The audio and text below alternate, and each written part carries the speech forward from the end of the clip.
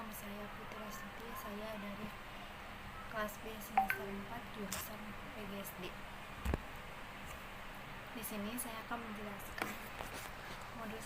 Modul 1 itu hakikat keterampilan bahasa. Modul 2 itu keterampilan menyimak, dan modul 3 itu keterampilan berbicara.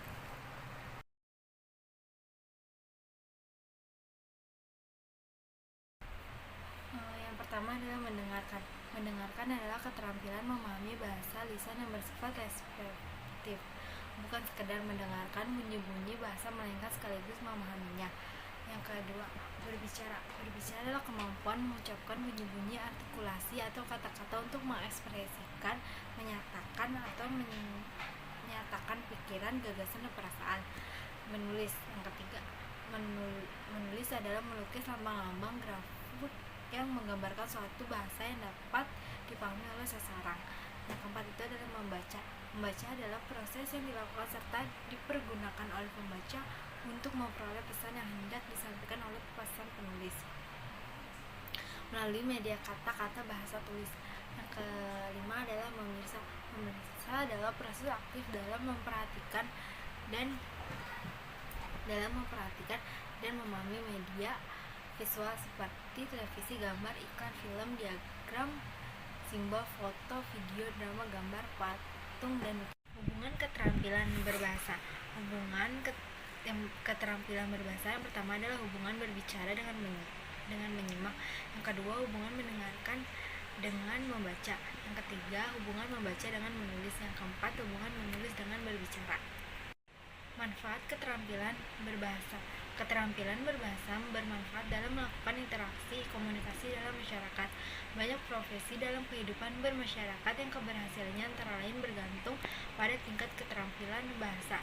Profesi sebagai manajer, jaksa, pengacara, guru, dan wartawan. Modul 2 ada keterampilan menyimak.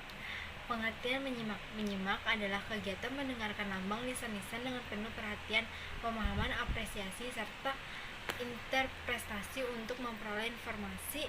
Menyimak adalah untuk menangkap dan memahami pesan, ide, serta gagasan yang terdapat pada materi atau bahasa simakan. Tujuan menyimak. Yang pertama, menyimak memperoleh fakta atau mendapatkan fakta. Yang kedua, untuk menganalisa fakta. Yang ketiga, untuk mendapatkan inspirasi. Yang keempat, untuk mendapatkan hiburan. Dan yang kelima, meningkatkan kemampuan membaca. Sifat menyimak itu ada dua. Yang pertama, menyimak interaktif. Yang kedua, menyimak non-interaktif.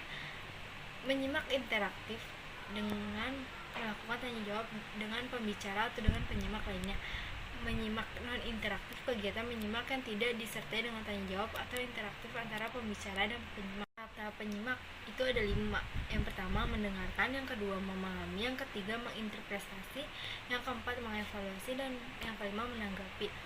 Selanjutnya ada unsur menyimak. Unsur-unsur menyimak itu yang pertama ada pembicara, yang kedua ada penyimak, yang ketiga bahasa simakan, yang keempat bahasa lisan yang digunakan. Teknik-teknik menyimak. Untuk dapat menyimak dengan baik perlu mengetahui syarat menyimak efektif.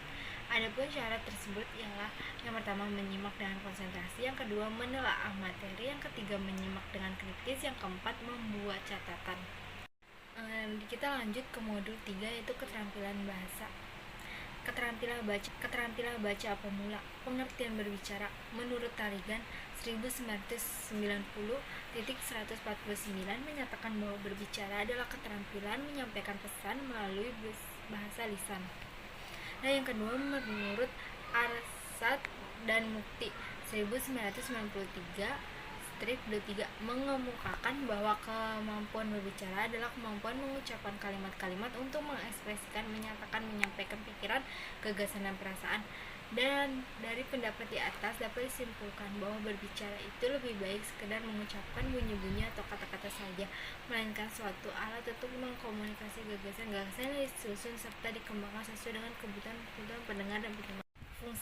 Fungsi yang pertama itu adalah mengungkapkan pikiran, perasaan, dan informasi. Yang kedua adalah menggambarkan sesuatu, baik benda, tempat, orang, maupun suasana. Dan yang ketiga itu menjelaskan prosedur secara sistematis, menceritakan pengalaman, menanggapi, dan menyarankan Dan yang kelima adalah melakukan komunikasi melalui elektronik. Tujuannya itu untuk menghibur, menginformasikan, menstimulasi, dan menggerakkan.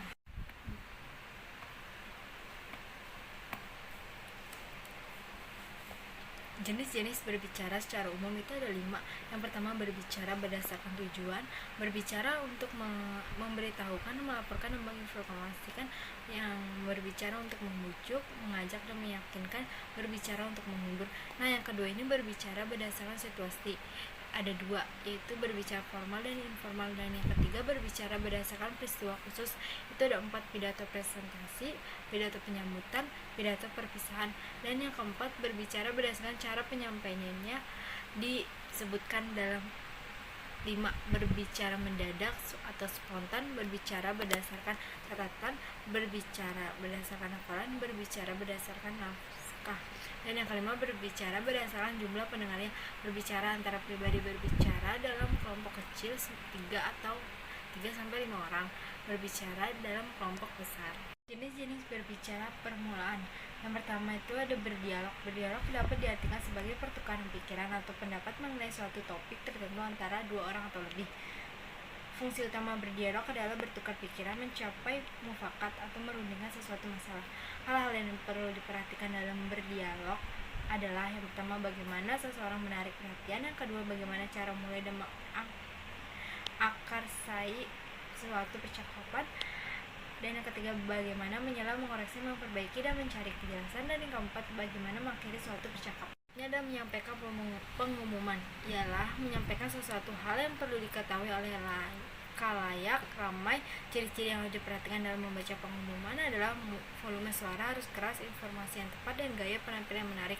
Bercerita atau mendongeng adalah cara yang dilakukan untuk menyampaikan suatu cerita kepada para penyimak, baik dalam bentuk kata-kata, gambar, foto, maupun suara. Bercerita sering digunakan dalam proses belajar mengajar, utamanya pada tingkat pemula atau anak-anak.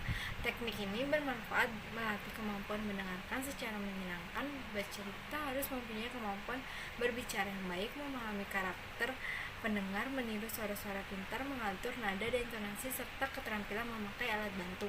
Teknik-teknik bercerita bisa berhasil jika mampu menangkap jalan cerita serta merasa terhibur. Selain itu, pesan moral dalam cerita juga diperoleh orang yang bermanfaat.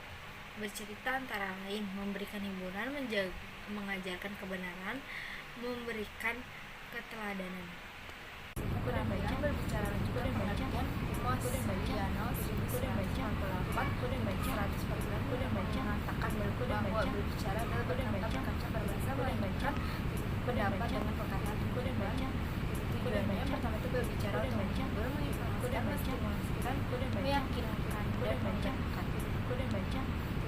Jenis berbicara lanjutan. Yang pertama, bermusyawarah. Musyawarah mengandung arti perundingan, yaitu membicarakan sesuatu supaya mencapai kata sepakat. Dalam suatu musyawarah, yang penting adalah kepentingan orang banyak. Setiap orang mengesampingkan kepentingan pribadi demi kepentingan umum. Dalam musyawarah biasanya terdapat perbedaan pendapat, tetapi perbedaan itu harus dipadukan. Bila tidak, maka biasa diambil voting suara banyak. Itulah hal yang istimewa dari musyawarah. Selain itu, dalam musyawarah selalu ada kesimpulan. Yang kedua, diskusi. Nio dalam Haryadi 1991.6 menjelaskan bahwa diskusi ialah proses perlibatan 2 orang atau lebih individu yang berinteraksi secara verbal dan tatap muka, tukar-menukar informasi untuk memecah masalah. Sementara itu, Brilhart dalam Haryadi 1997 menjelaskan diskusi adalah bentuk tukar pikiran secara teratur dan terarah dalam kelompok besar atau kelompok kecil dengan tujuan untuk pengertian, kesepakatan, dan keputusan bersama mengenai suatu masalah.